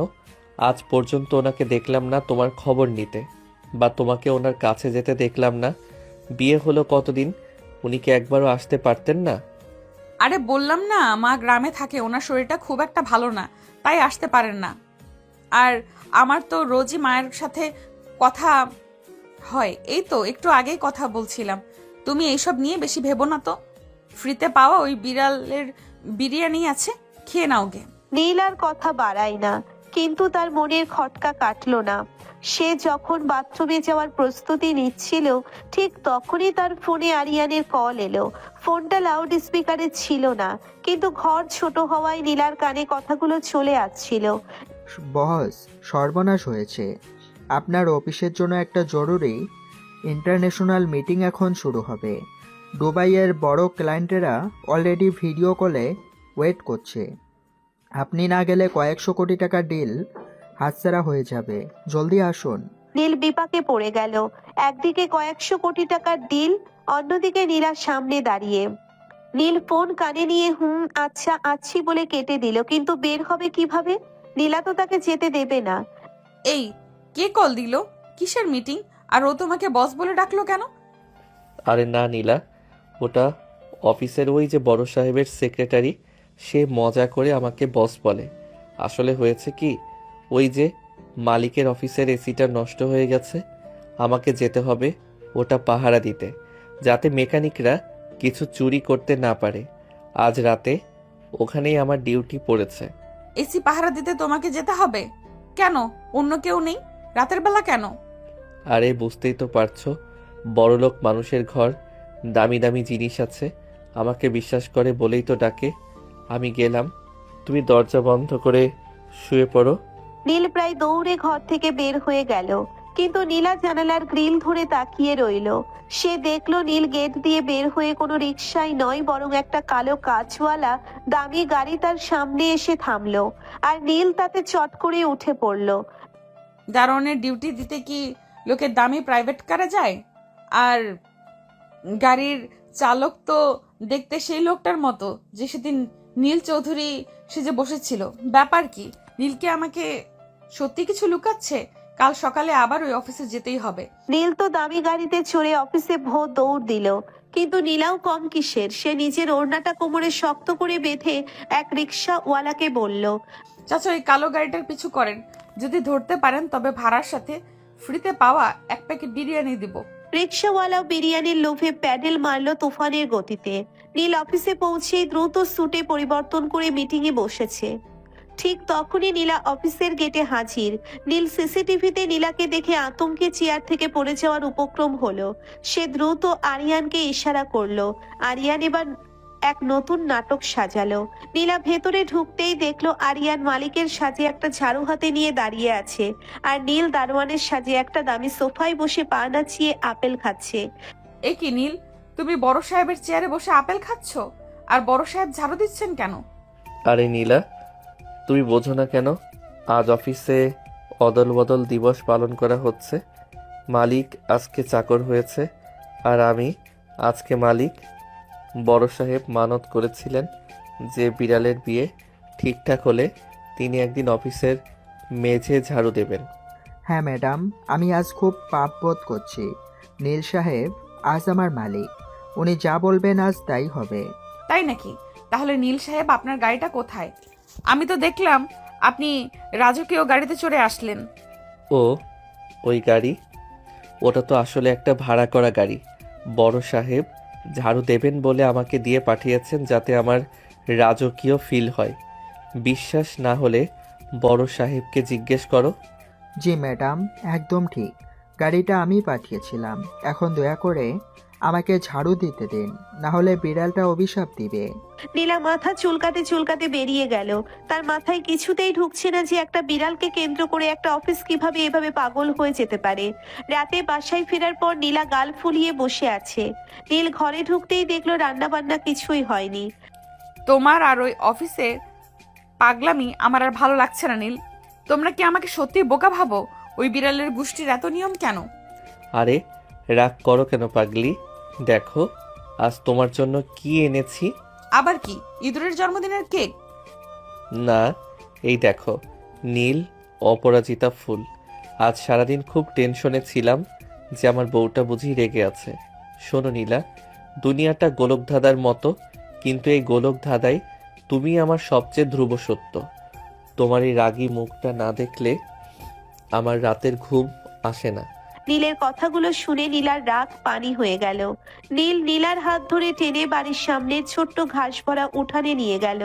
আজ রাতটা অদ্ভুত সুন্দর, মাথার উপর বিশাল এক রূপালী চাঁদ। দেখো নীলা, ওই চারটার কিন্তু কোনো অভাব নেই, অথচ ও একাই কত সুখী। আমাদেরও হয়তো অনেক নেই, কিন্তু আমরা দুজন একসাথে আছি, এটাই কি বড় আনন্দ নয়? নীল একটা ভাঙা টিন দিয়ে বানানো তবলার মতো শব্দ করতে শুরু করলো, আর নীলা খিলখিল করে হাসতে হাসতে নাচতে শুরু করলো। তারা একে অপরের হাত ধরে গোল হয়ে ঘুরতে লাগলো। হাসতে হাসতে দুজনেই ক্লান্ত হয়ে ঘাসের ওপর শুয়ে পড়লো। জানো নীল, ছোটবেলায় ভাবতাম রাজপুত্র বিয়ে করব, কিন্তু এখন মনে হয় এক রাজপুত্রের চেয়ে এক পাগল দারোয়ান অনেক ভালো। তুমি জানো না নীলা, তোমার এই রাজপুত্র তোমার পাশেই শুয়ে আছে, কিন্তু রাজপ্রাসাদের চেয়ে তোমার এই ছোট্ট উঠানটা আজ আমার কাছে বেশি দামি। নীল আট চোখে নীলার দিকে তাকালো। চাঁদের আলোয় নীলার মায়াবী মুখটা দেখে সে বুঝতে পারলো এই মেয়েটার প্রেমে সে শুধু পড়েনি, হাবুডুবু খাচ্ছে। ওদিকে নীলাও মনে মনে ভাবছিল নীল যতই সাধারণ হোক, ওর চোখের ওই গভীরতা কোনো সাধারণ মানুষের হতে পারে না। দুজনেই দুজনকে ভালোবাসার কথা বুঝতে পারছে, কিন্তু কেউ মুখ ফুটে কিছু বলছে না। এক অদ্ভুত নীরবতা আজ সুখে রাতটা কাটতে লাগলো। পরদিন সকালবেলা নীলা যেন খুশির চোটে ডানা মেলে উঠছে। তার চাঞ্চল্য দেখে কে বলবে যে সে একটা বস্তির ভাঙা ঘরে থাকে? নীল ঘুমে আচ্ছন্ন। এমন সময় নীলা কোত্থেকে এক বালতি জল আর কিছু মেছো বাঘের মতো বড় বড় কই মাছ নিয়ে হাজির হলো। ওহে নীল সাহেব, ওঠো, দেখো আজ বিড়াল দিবসের পরবর্তী উপহার হিসেবে বিড়ালের খালাতো ভাই আমাদের জন্য এই জ্যান্ত কই মাছ পাঠিয়েছে। কি? বিড়ালের খালাতো ভাই? ওটা আবার কে? আরে ওই যে তোমার অফিসের পিয়ন, সে এসে দিয়ে গেল। এখন তাড়াতাড়ি ওঠো, এই মাছগুলো বড্ড লাফাতে জানে, এদের সাথে আজ কুস্তি লড়তে হবে। নীলা মাছগুলো কাটতে গিয়ে দেখলো একটা মাছ লাফ দিয়ে সোজা নীলের লুঙ্গির ভাঁজে ঢুকে পড়েছে। নীল তো ভয়ে লাফিয়ে খাটের উপর উঠে চিৎকার শুরু করলো। ওরে বাবারে, নীলা বাঁচাও, মাছটা তো আমাকে কামড়ে দেবে। আরে ভয় পেও না, ওটা তো মাছ, কুমির না। তুমি বরং স্থির হয়ে দাঁড়াও, আমি এটাকে ধরছি। নীলা মাছ ধরতে গিয়ে নীলের ওপর ঝাঁপিয়ে পড়লো, আর অমনি দুজনে ধপাস করে মেঝের ওপর পড়ে গেল। মাছটা তখন গলার কাছে লাফাচ্ছে, আর নীলা হাসতে হাসতে গড়িয়ে পড়ছে। নীলের অবস্থা কাহিল, কিন্তু নীলার ওই বাঁধ ভাঙা হাসি দেখে সে রাগ করতেও ভুলে গেল। নীল অফিসে যাওয়ার সময় নীলা বায়না ধরলো সে আজ নীলকে টিফিন পৌঁছে দেবে। নীল তো মহা বিপদে। সে অফিসে গিয়ে আরিয়ানকে বলল, দোস্ত, আজ নীলা আসছে, আজ কি করবি? আরিয়ান মাথায় হাত দিয়ে বসেছিল। সে বলল, আজ আর অদল বদল দিবস চলবে না। আজ আমরা সাজবো, অফিস পিকনিক। আজ আমরা সবাই মাটিতে বসে ভাত খাবো, আর আমি হব বাপুরচি। নীলা অফিসে গিয়ে দেখলো আরিয়ান রান্নাঘরের অ্যাপ্রন পরে বড় এক কড়াইয়ে ডাল নাড়ছে, আর নীল ম্যানেজারদের নিয়ে মাটিতে বসে কলাপাতা নিয়ে অপেক্ষা করছে। এ কি, নীল চৌধুরী সাহেব রান্না করছেন, আর তুমি কোথায়? এই তো নীলা, আমি এখানে। বড় সাহেব বলেছেন আজ অফিসে কোনো ভেদাভেদ নেই। উনি আজ সবাইকে নিজের হাতে রেঁধে খাওয়াবেন। উনি নাকি গতকাল রাতে স্বপ্নে দেখেছেন বিড়ালের বিয়েতে যারা ভালো মন্দ খায়নি তাদের জন্য এটা বাধ্যতামূলক। বাপরে, এই অফিসের মালিক তো পুরাই দয়ালু। তা সাহেব, ডালটা যেন বেশি পাতলা না হয়, তাহলে কিন্তু আমি ঝাড়ু দিয়ে দেখিয়ে দিব ডাল কত ঘন হতে হয়। নীল ঘামতে ঘামতে কাহিল হলো আর নীলা পুরো অফিসে ঘুরে ঘুরে সবার প্লেটে লবণ আর লেবু দিয়ে বেড়াতে লাগলো। তার এই চঞ্চলতা আর দুষ্টুমি দেখে অফিসের গম্ভীর পরিবেশটা যেন মেলায় পরিণত হলো। আরিয়ান তো আড়ালে গিয়ে হাসতে হাসতে পেটে খিল ধরিয়ে ফেললো। বাসায় ফেরার পথে নীলা হঠাৎ করেই এক মেলা দেখে বায়না ধরলো সে নাগরদোলায় চড়বে। নীল রাজি ছিল না, কিন্তু নীলার সেই জেদের কাছে তাকে হার মানতে হলো। নাগরদোলায় চড়ে নীলা ভয়ে চিৎকার করে নীলকে জড়িয়ে ধরলো। ওমা নীল, আমি মরে যাব, আমাকে শক্ত করে ধরো। ভয় নেই পাগলি, আমি তো আছি। মেলা থেকে নীল নীলার জন্য একগুচ্ছ লাল চুড়ি কিনে দিল। নীলা খুশিতে নীলকে জড়িয়ে ধরে বলল। জানো নীল, তোমার মতো দারোয়ান স্বামী পাওয়াও ভাগ্যের ব্যাপার। নীল মনে মনে ভাবলো, আর তোমার মতো রাজকন্যা পাওয়া তো আমার জীবনের শ্রেষ্ঠ উপহার। রাতে দুজনে যখন বারান্দায় বসে ওই লাল চুড়ির শব্দ শুনছিল তখন নীল বুঝতে পারলো এই চঞ্চল মেয়েটাই তার জীবনের স্থিরতা। নীলাও বুঝলো নীলের ভালোবাসাটুকু একদম খাঁটি। কেউ কাউকে কিছু বলল না, কিন্তু দুজনের হৃদয়ে যেন এক সুরে গান বেজে উঠল। পরদিন নীল চৌধুরী তার আলিশান বাড়িতে বসে বোন রীতার সাথে মন খুলে কথা বলছে। রীতা হাসি মুখে ভাইয়ের দিকে তাকিয়ে আছে। আপু জানো, বাবা মা আমাদের জন্য সত্যি এক হিরে খুঁজে রেখেছিলেন। নীলা রিক্সাওয়ালার মেয়ে হয়ে যে ত্যাগ আর ভালোবাসা দেখিয়েছে তা কোনো কোটিপতি মেয়ে দেখাতে পারত না। আমার বাবা মা মানুষ চিনতে ভুল করেননি। ঠিক বলেছিস নীল, মেয়েটা আমাদের পরিবারের জন্য একদম যোগ্য। কিন্তু আর কতকালই নাটক চলবে? কাল ওকে একটা ক্যান্ডেল নাইট ডিনার ডেটে নিয়ে যা, সেখানে সব সত্যি খুলে বল। তারপর ওকে ধুমধাম করে আমাদের এই বাড়িতে নিয়ে আয়। এই লুকোচুরি এবার সমাপ্তি হওয়া দরকার। হ্যাঁ আপু, এই মিথ্যাগুলো বলতে বলতে আমার দম বন্ধ হয়ে আসছে। কালই হবে আমাদের নতুন জীবনের শুরু। পরদিন নীল তার অফিসের রুপটপে চমৎকার এক ক্যান্ডেল লাইট ডিনারের আয়োজন করলো। চারিদিকে মোমবাতি, দামি অর্কিড ফুল আর মৃদু মিউজিক। নীল আজ দামি ব্ল্যাক স্যুট পরে একদম রাজপুত্রের মতো সেজেছে। নীলাকে বলা হয়েছে সে যেন সন্ধ্যার পর অফিসের ছাদে আসে, কারণ বিড়ালের খালাতো ভাইয়ের বিয়ে উপলক্ষে আজ বড় সাহেব বড় দাওয়াত দিয়েছেন। নীলা মনের আনন্দে লাল শাড়ি আর মেলা থেকে কেনা সেই চুড়িগুলো পরে অফিসে পৌঁছলো। সে যখন নিঃশব্দে ছাদের দরজার কাছে পৌঁছলো তখন সে দেখলো নীল আর আরিয়ান আড্ডা দিচ্ছে। নীল তখন পিঠ ফিরিয়ে দাঁড়িয়েছিল। বুঝলি আরিয়ান, নীলা মেয়েটা আসলেই ভীষণ বোকা। এত নাটক, বিড়ালের বিয়ে, অদল বদল দিবস, যা বলেছি সব চোখ বন্ধ করে বিশ্বাস করেছে। এত কিছুর পরও ও বুঝতে পারিনি যে আমরা এতদিন ওর সাথে অভিনয় করেছি। বেচারি সারল্যের মূর্ত প্রতীক। সত্যি তো, ও তো এখনো জানে না যে ওর এই দারোয়ান বর আসলে এই শহরের সবচেয়ে বড় কোটিপতি নীল চৌধুরী। দরজার আড়ালে দাঁড়িয়ে কথাগুলো তীরের মতো নীলার বুকে গিয়ে বিঁধলো। তার দু চোখ বেয়ে জল গড়িয়ে পড়লো। সে ভাবলো, তার মানে নীল আমাকে ভালোবেসে নয়, আমাকে বোকা বানিয়ে আনন্দ পেয়েছে, আমার আবেগ নিয়ে খেলেছে। নীলার রাগে আর অভিমানে কাঁপতে কাঁপতে সামনে এসে দাঁড়ালো। হাতে থাকা দামি গিফট বক্সটা, যা সে নীলের জন্য অনেক কষ্টে বানিয়েছিল, সজোরে মাটিতে ছুঁড়ে মারলো। হ্যাঁ, আমি বোকা, কারণ আমি তোমাকে বিশ্বাস করেছিলাম। আমি বোকা কারণ আমি তোমার জন্য আমার কোটিপতি চাচার ঘর ছেড়ে বস্তিতে এসেছিলাম।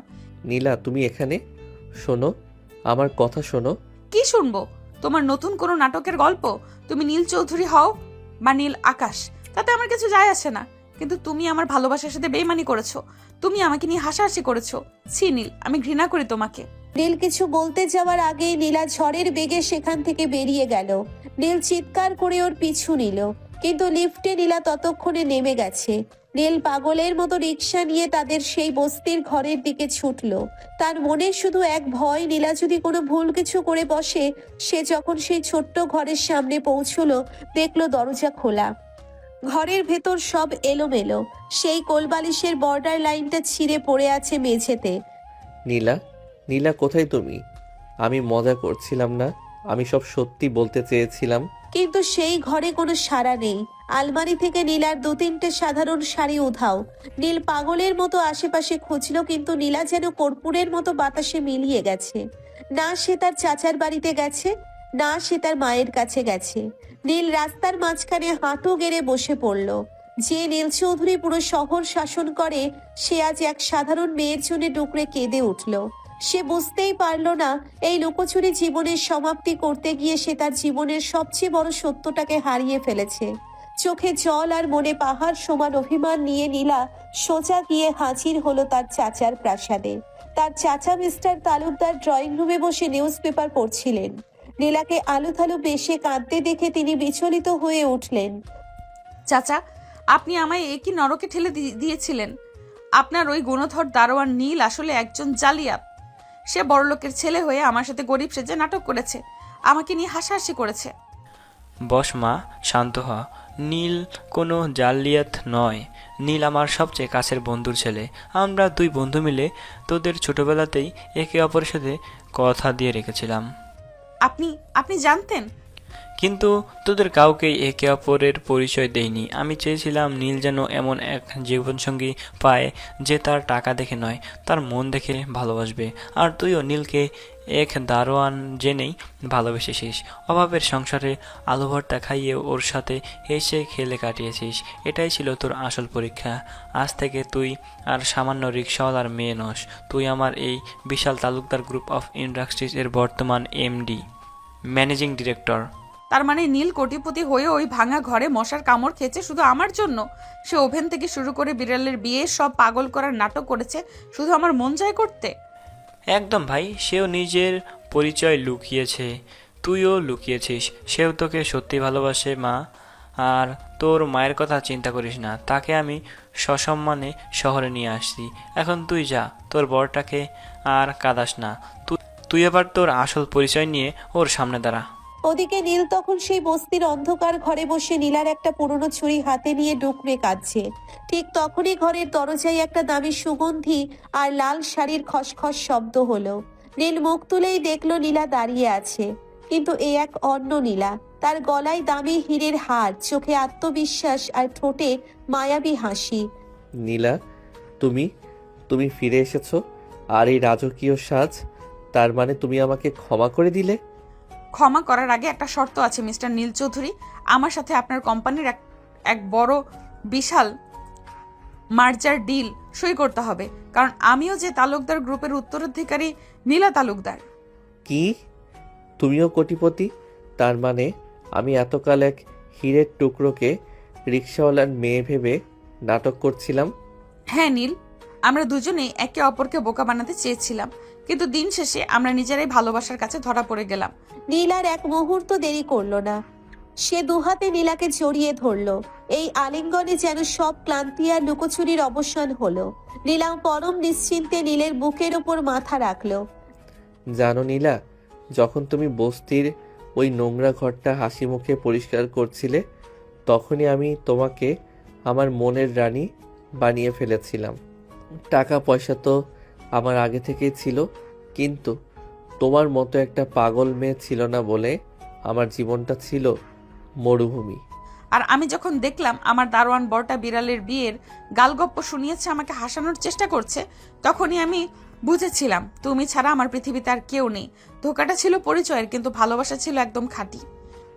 তাহলে এখন কি আমরা বর্ডার লাইন কোলবালিশটা সরিয়ে দিতে পারি, নাকি এখনো আমি ওই ওভেনে গ্রিল হওয়ার ভয় থাকবো? নীল, তুমি এখনো পচা আছো। নীল আলতো করে নীলার চিবুক স্পর্শ করলো। ঘরের বাতিটা নিভিয়ে দিয়ে জানালাটা খুলে দিল সে। বাইরের ওই রূপালী চাঁদটা আজ আগের চেয়েও বেশি উজ্জ্বল মনে হচ্ছে। নীল নীলাকে পাঁচাকোলা করে তুলে নিল। আজ থেকে আর কোনো বস্তি নয়, কোনো অভাব নয়। আমার প্রাসাদে তুমি হবে রানী, আর আমি হব তোমার চিরকালের সেই পাগল দারোয়ান বর। এবং আমি হব তোমার সেই ঝাড়ু হাতে থাকা চঞ্চল বউ। খবরদার নীল, আমাকে ছেড়ে যাওয়ার কথা ভাবলে কিন্তু এই ঝাড়ু এখনো আমার ব্যাগেই আছে।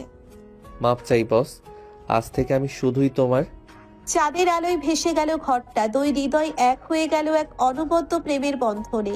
দীর্ঘ লুকোচুরির পর শুরু হলো নীল আর নীলার এক রূপকথার মতো মধুর জীবন। নীল আর নীলা এখন চৌধুরী ভিলার বিশাল রাজপ্রাসাদে, কিন্তু সমস্যা হলো নীলার সেই বস্তির স্বভাব আর চাঞ্চল্য যেন রক্তে মিশে আছে। সাত সকালে নীল ঘুমাচ্ছে, এমন সময় নীলা দামি সিল্কের শাড়ি পরে, হাতে একটা বড় স্টিলের গামলা আর চামচ নিয়ে নীলের কানের কাছে এসে গান শুরু করলো। ওহে নীল সাহেব, জাগো জাগো, রাজপ্রাসাদের বিড়াল আজ ডাকাতি করেছে। কি ডাকাতি? কোথায়? কিসের বিড়াল? আরে না, এই যে তোমার এই বিশাল বাড়ির বিশাল রান্নাঘরে আমার রান্না করতে বড্ড একা একা লাগছে। চলো আজ সকালে আমরা দুজনে মিলে বাড়ির সব কাজের লোকদের জন্য খিচুড়ি রান্না করব। নীলা, এখানে 20 জন বাবুর্চি আছে, তুমি কেন রান্না করবে? আর খিচুড়ি কেন? কারণ ওই যে অভাবের দিনের পাতলা ডালের কথা মনে আছে? আজ সেই ডাল দিয়ে দামি বাসমতি চালের খিচুড়ি হবে। রাজপ্রাসাদে বসে গরিবের স্বাদ না নিলে তো জীবন বৃথা। দুপুরে খাওয়ার সময় হলো। দামি কাচের ডাইনিং টেবিলের উপর থালা বাসন সাজানো। নীলের বোন রীতা আর আরিয়ানও এসেছে। নীল গম্ভীর হয়ে বসে আছে, কারণ আজ অনেকদিন পর দামি ক্লায়েন্টদের সাথে তার ভিডিও কনফারেন্স আছে। নীলা সবার পাতে দামি বিরিয়ানি না দিয়ে সেই পাতলা খিচুড়ি আর বেগুন ভাজি তুলে দিল। আরিয়ান এক লোকমা মুখে দিয়ে নীলকে চোখ টিপ দিয়ে বলল, বস, বিড়ালের বিয়ের খিচুড়ি তো সেই রকম হয়েছে। ঠিক তখন নীলের ল্যাপটপে ভিডিও কল শুরু হলো। বিদেশের ক্লায়েন্টরা স্ক্রিনে হাজির। নীল খুব ভাব নিয়ে ইংরেজিতে কথা বলছে। হঠাৎ নীলা এক বাটি ডাল হাতে নিয়ে ক্যামেরার সামনে এসে পড়ল। হ্যালো মিস্টার, আপনারা কি নীলকে কাজ দিচ্ছেন? দেখুন, আমার বর কিন্তু খুব ভালো এসি পাহারা দিতে পারে, আর ও খুব ধৈর্যশীল। ওকে আপনারা সারাদিন রোদে দাঁড় করিয়ে রাখলেও ও কিচ্ছু বলবে না। সরো এখান থেকে। মিস্টার নীল, আপনার ওয়াইফ তো খুব ফানি। উনি কি আমাদের লাঞ্চের দাওয়াত দিচ্ছেন? অবশ্যই, আপনারা চলে আসুন। বিড়ালের বিরিয়ানি না পেলেও বউ স্পেশাল খিচুড়ি পাক্কা পাবেন। সবাই হেসে দিল। এদিকে বিকালের দিকে হঠাৎ করেই কালো মেঘ করে ঝমঝমিয়ে বৃষ্টি শুরু হলো। নীল তার লাইব্রেরি ঘরে কাজ করছিল। নীলা হঠাৎ করেই জানালার গ্রিল ধরে বৃষ্টি দেখতে দেখতে গুনগুন করে গান গাইছিল। নীল পেছন থেকে এসে নীলাকে জড়িয়ে ধরলো। কি হলো রানী সাহেবা, আবার কি বিড়াল বাঘ হয়ে যাওয়ার গল্প ভাবছো? না নীল, আমি ভাবছি সেই বৃষ্টি ভেজা দিনের কথা, যখন আমরা রিকশায় চড়ে কাজী অফিসে যাচ্ছিলাম। আমাদের পকেটে টাকা ছিল না, কিন্তু মনে অনেক আনন্দ ছিল। এই রাজপ্রাসাদে এসে ভয় হয় নীল, আমাদের এই সাধারণ মুহূর্তগুলো হারিয়ে যাবে না তো? কখনো না। এই দেখো তোমার জন্য আমি কি বানিয়েছি। নীল নীলার হাত ধরে তাদের শোয়ার ঘরের বারান্দায় নিয়ে গেল। সেখানে নীল একটা কৃত্রিম বস্তি কটেজ তৈরি করেছে। এক কোণে একটা ছোট্ট মাটির চুলা, একটা পুরনো পিঁড়ি আর সেই বিখ্যাত বর্ডার লাইন কোলবালিশ। এটা কি নীল? এটা আমাদের স্মৃতিঘর। যখনই আমাদের এই কোটিপতি জীবনে একঘেয়েমি আসবে, আমরা এখানে এসে আলু ভর্তা খাবো আর ঝগড়া করব।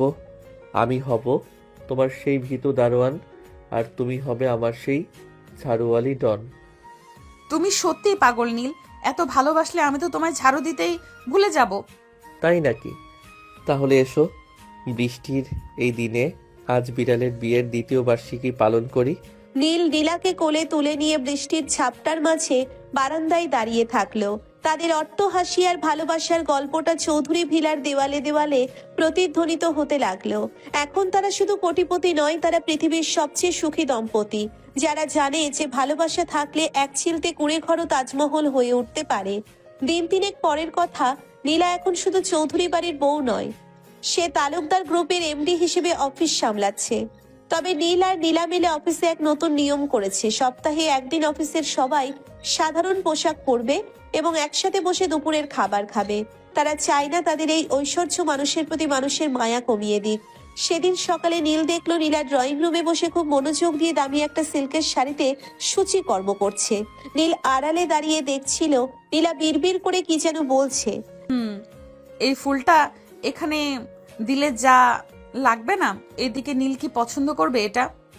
তবে মানুষটা বড্ড বেশি সুন্দর হয়ে যাচ্ছে দিন দিন।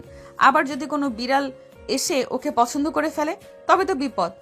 কোনো বিড়ালের সাধ্য নেই এই দারোয়ানকে নিয়ে যায়, কারণ আমার লাইসেন্স তো এক রাগী এমডির কাছে জমা দেওয়া। আরে আপনি সবসময় আড়ি পেতে কথা শুনেন কেন? নিজের বউয়ের মনের কথা শোনা কি অপরাধ? আচ্ছা শোনো, আজ রাতে আমাদের কোনো কাজ নেই, চলো না শহর থেকে দূরে কোথাও ঘুরে আসি।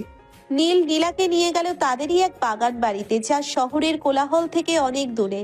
চারিদিকে শুধু কৃষ্ণচূড়া আর বকুল ফুলের গাছ। রাতে বাগান জুড়ে শত শত টিমটিমে আলো জ্বালানো হয়েছে, যা দেখতে ঠিক জোনাকির মতো লাগছে। বাগান বাড়ির মাঝখানে একটা ছোট্ট লেক, যার ওপর দিয়ে হালকা কুয়াশা ভাসছে। নীলা সাদা রঙের এক জামদানি পরেছে, চুলে একগুচ্ছ তাজা বকুল। নীল আজ কোনো স্যুট নয়, একটা সাধারণ সাদা পাঞ্জাবি পরেছে, ঠিক যেমনটা নীলা পছন্দ করে।